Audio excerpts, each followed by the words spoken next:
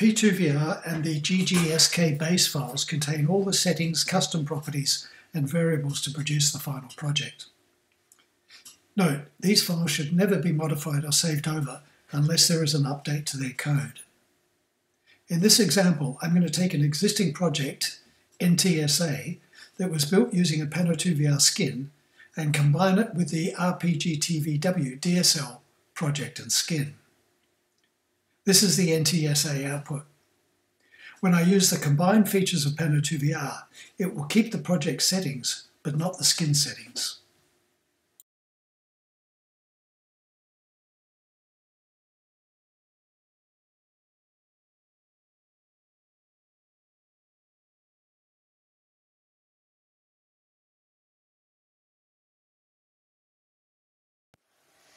I'll start by opening the RPGTVW DLS base.p2vr file.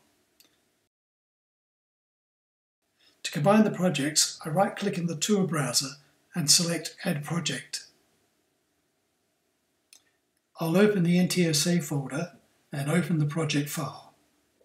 After the NTSA nodes have loaded, I can delete the placeholder node.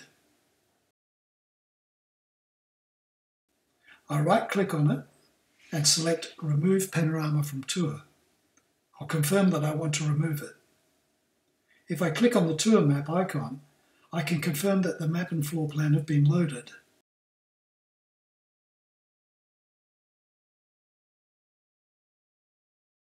And if I select List View, I can see the tour nodes that have been added.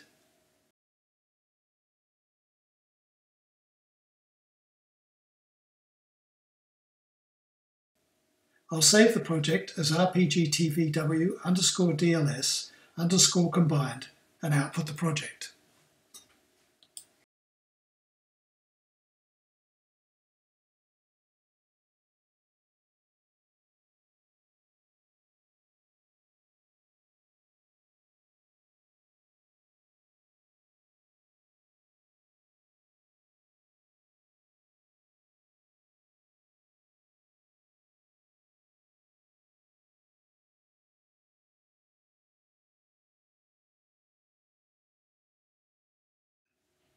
After outputting the project, I can see the placeholder text and logos. Clicking on the Start button, I can see the skin user interface. The single menu shows the different nodes and I can navigate through them. I can hide or show the interface. The floor plan shows an empty box. That's because we need to set some logic blocks to show the floor plan based upon the node we're looking at. I can see the info pop up and the Google Maps. At this point, we're ready to move on and populate our user interface with our project media.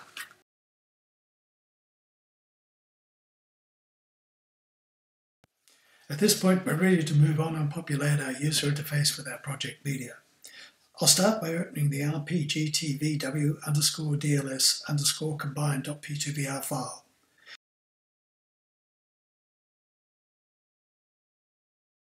And then I'll save it as RPGTVW DLS setup.p2vr.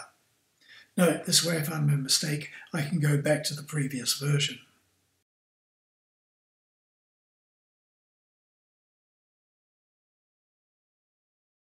From the Assets Information folder, I'll open the tourtext.txt file. Then I'll open the Edit Skin Configuration window. Scroll down to Intro Screen A. I'll copy the text from the text document and paste it into the text fields.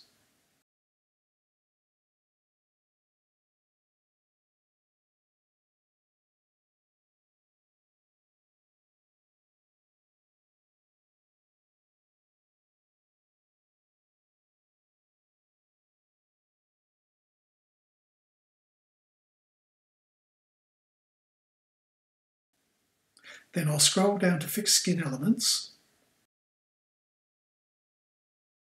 I'll open the Assets Logos folder and copy the name of the stacked logo.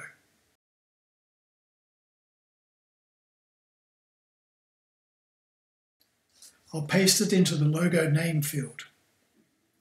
Note, in order to see the logo, we will need to load it into the project's asset folder. So I'll copy it to the To Upload Logos folder.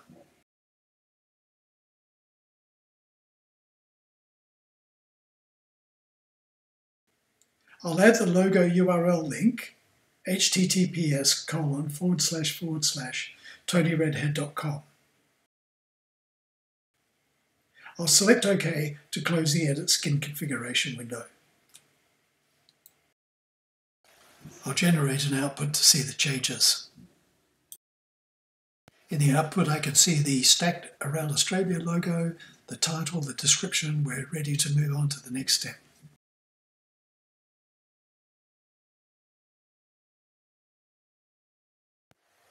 Now we can update the general UI.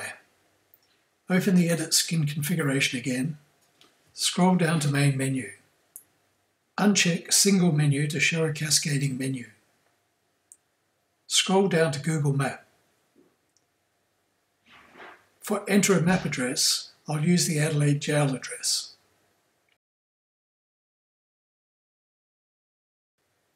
The starting map type will be Satellite.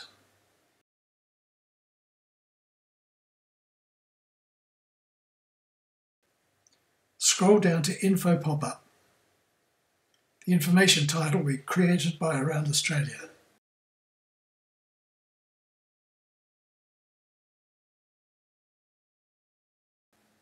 For the logo, I'll copy the name of the Australia Globe logo and I'll paste it into the Info Logo field. Note, I'll need to copy the logo into the To Upload Logos folder.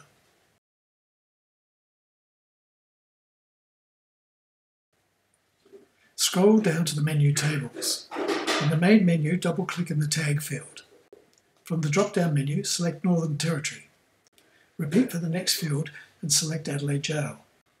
In the title fields, enter what you want the main button title to be. I'll use the name Northern Territory and HM Jail Adelaide.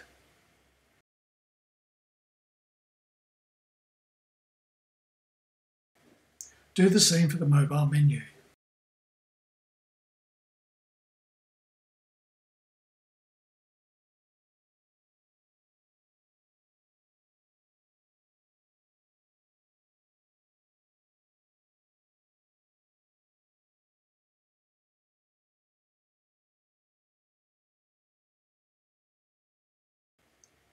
Select OK to confirm the changes.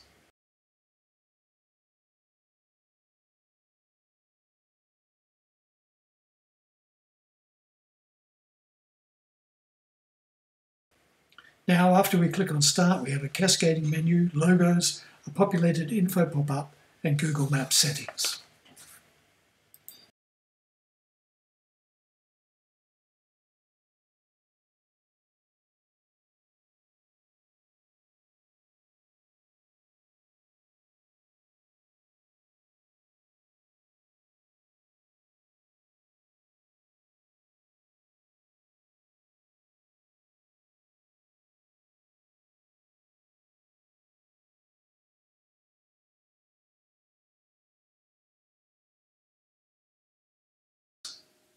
In our next video, we'll look at setting up the floor plans.